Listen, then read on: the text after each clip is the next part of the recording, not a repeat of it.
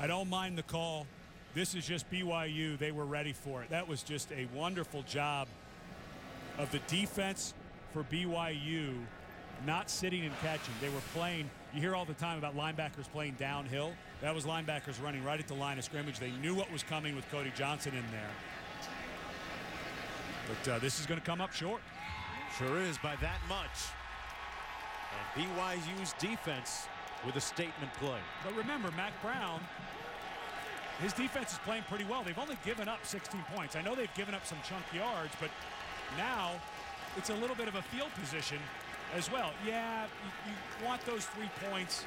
But again, I don't disagree with this. I think now what you need your crowd to get into the game. Yeah.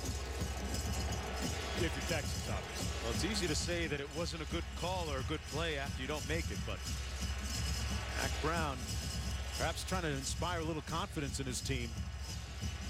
And now let's see how BYU can answer this. If BYU can get a drive, get down, get a score, eat some of this clock, I think they could take the wind almost completely out of Texas sails.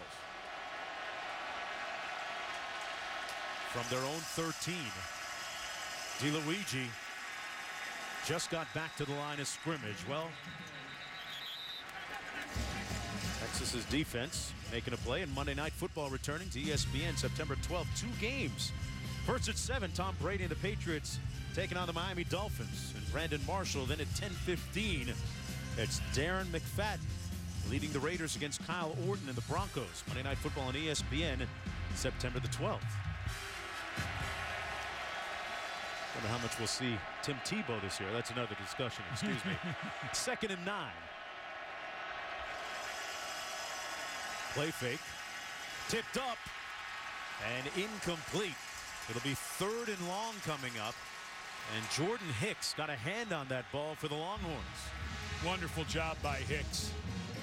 Was lined up over to the left side. Came over. Heaps never saw him because he was lined up to Heaps' right. All the way over. Almost on his right tackle. Came across the formation and knocked that ball up. And now, if you're BYU, don't get conservative on this call. Ball almost intercepted.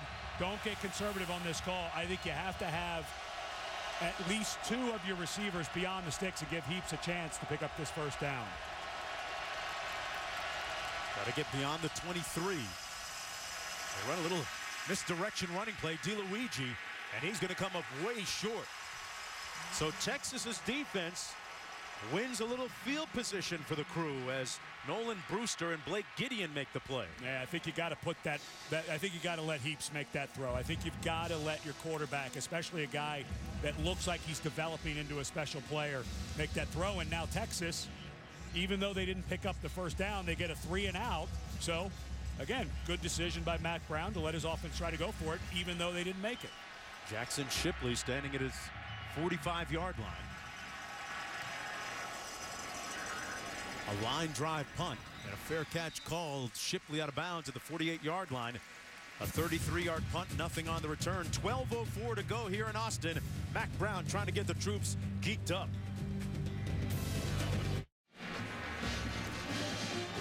A tumultuous night at the quarterbacking position for Texas this evening. They trail by 6. Garrett Gilbert started the game, struggled, throwing a couple of interceptions early. And then came the combination platter of Case McCoy and David Ash, who have ignited this offense. And now, with possession, should they score a touchdown, threaten to take the lead for the first time tonight. 1st and 10 near midfield at their own 48. McCoy out of the shotgun. Hands it off to Brown. And Brown moves the pile right to the 50-yard line. Got about 3, setting up 2nd down and 7. Now, we saw the graphic, Ed. The adage says if you have 3 quarterbacks, you really don't have any. Agree or disagree? They're trying to find a guy right now. Okay. You know, Garrett Gilbert looked pretty good last week, albeit against a Rice team that's, I think, going to be very good and win their share of games. But this is a different defense that he's playing against. And the coaches knew that coming in, and he got a little bit in his head. So you've got to think going into next week, it's going to be an open competition one more time, just like in camp.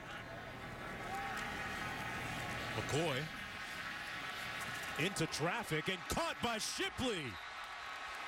Jackson Shipley made that circus catch for a touchdown last week against Rice. Makes this one in amongst 3 defenders, maybe more. A 14-yard gain and a first down. This guy is just silly. It's unbelievable as a true freshman how good he is. Watch the athleticism here on this catch and the jump. Wow.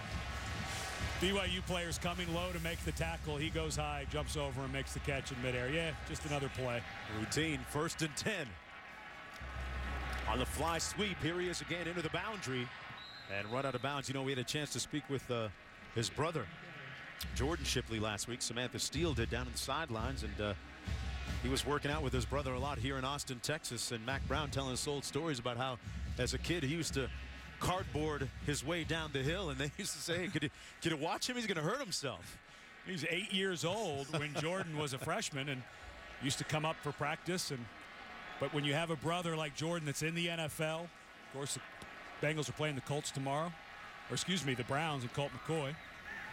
There's McCoy, and overshoots his receiver, Mike Davis. Seemed to be a little bit of miscommunication on that one. Of course, their fathers were roommates in college, so they've known each other. The McCoy and Shipley families have known each other for a very long time. But Shipley, a young man who's worked very hard. He's got immense athletic ability. He's very fast. He's got very good hands. He's quick in space. But he also has a wonderful feel for the game, and that just comes from growing up in the game, having a brother that you're out playing catch. And it's not just regular catch. They're actually running routes with purpose. 3rd and long. Got to get to the 25. Into traffic and caught again. The magic act continues by Jackson Shipley. Now, a few years ago, you had Jordan and Colt. These fans starting to think, is this McCoy Shipley #2? And with catches like that in traffic with a safety about to hit you,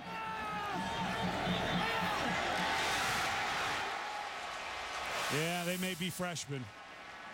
Excuse me, McCoy is a sophomore, but right now it's Ash in the ball game. And Ash keeps it, gets close to the 10. Ash is a freshman. He picks up 3. It'll be 2nd down and 7. Clock running with under 10 minutes to go. Texas looking for its first lead of the night. This is a team that was somewhat veiled in secrecy during summer training camp. A lot of the local media didn't get a chance to see them. Malcolm Brown in the ball game. Case McCoy under center. The handoff is to Brown, busting one up the middle. And he gets a first down. It'll be 1st down and goal to go after that 7-yard burst. Fans have been waiting for some plays like that tonight. This young man, true freshman, I made the mistake of calling McCoy a freshman earlier. Obviously a sophomore, only got one play or a couple plays last year, but wasn't able to redshirt. So forgot that he wasn't able to redshirt. And here he is back in the game. This looks like a throw to me. Cody Johnson, the burly tailback in the offset eye. He gets the call. Johnson, hammer time, touchdown. Longhorns with the lead. The extra point to come.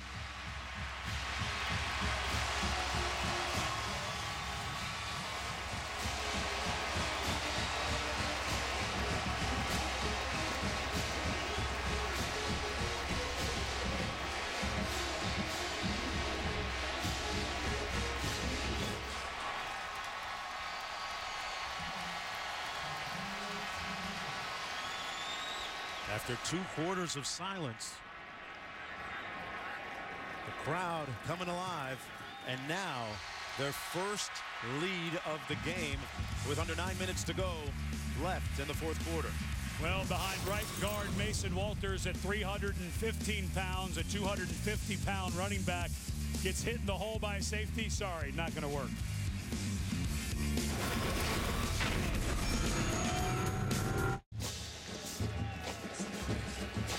Cody Johnson with a touchdown run a few moments ago to give the Longhorns their first lead of the night. And, you know, Mac Brown says, hey, I'm back to doing things with the kids right now and comfortable and not concerned with how documented my life is. And that exuberance and really showing on the sidelines.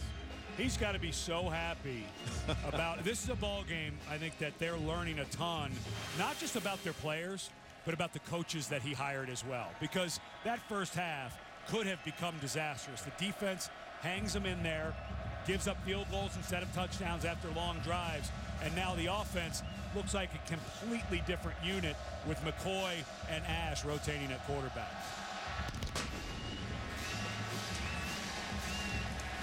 From the goal line, Hoffman. And Hoffman brought down shy of the 25. Let's check in with the studio. Brian Burns studio over on ABC. The final race to the Chase NASCAR Sprint Cup at Richmond. Currently 128 laps in. So we're past the halfway point and halftime in the big house. Notre Dame up 17-7 on Michigan. Tommy Rees a touchdown, but 2 interceptions, guys. All right, thanks a lot. Back here, first down and 10 for the Cougars from their own 24.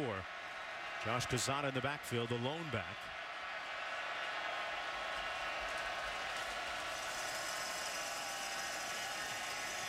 Play fake and under heat, incomplete.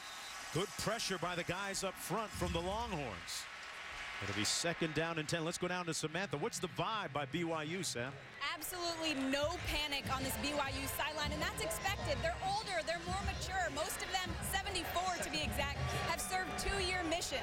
One of those in particular is Ethan Manumaliuma. He actually went to Norman, Oklahoma to do his mission. So trust me, he's got some hate for this Texas team.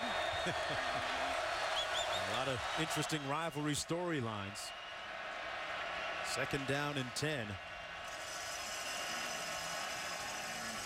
Pass complete at the 32-yard line to Jacobson. It sets up a third down and short coming up. About a third down and 3. Jacobs upset with himself because he went down and cradled that ball and fell to the ground. If he just extends his hands down and makes the catch, he had an inside track on Bindum, and the safety was not going to be there, would have been able to pick up the first down. Now, again, I think Jake Heaps has got to be your guy. Leave him in the pocket. Give him maybe some crossing routes to look at. But be careful. Texas may be looking at a blitz here. They're 5 of 12 on third downs. Quezada, the lone back. And it's almost intercepted at the 33-yard line. That was well read by the defense. They tried to hit Alyssa. And Keenan Robinson was there to break it up and almost make the interception. How much? It's fourth down. How much different? We saw this exact play earlier in the game where there was a fullback and a tight end kind of layered to one side. I like the call by Brandon Doman offensively. It's just Texas seems way more dialed in now in the second half than they were defensively in that first quarter. Fifth punt of the night for Riley Stevenson. There's been a 3-and-out, a field goal, and then consecutive 3-and-outs here in the second half by BYU's offense. Shipley finding an alley. Great acceleration up the sidelines and just shy of the 40-yard line. It's been the Shipley and McCoy show here in the second half. Sound familiar?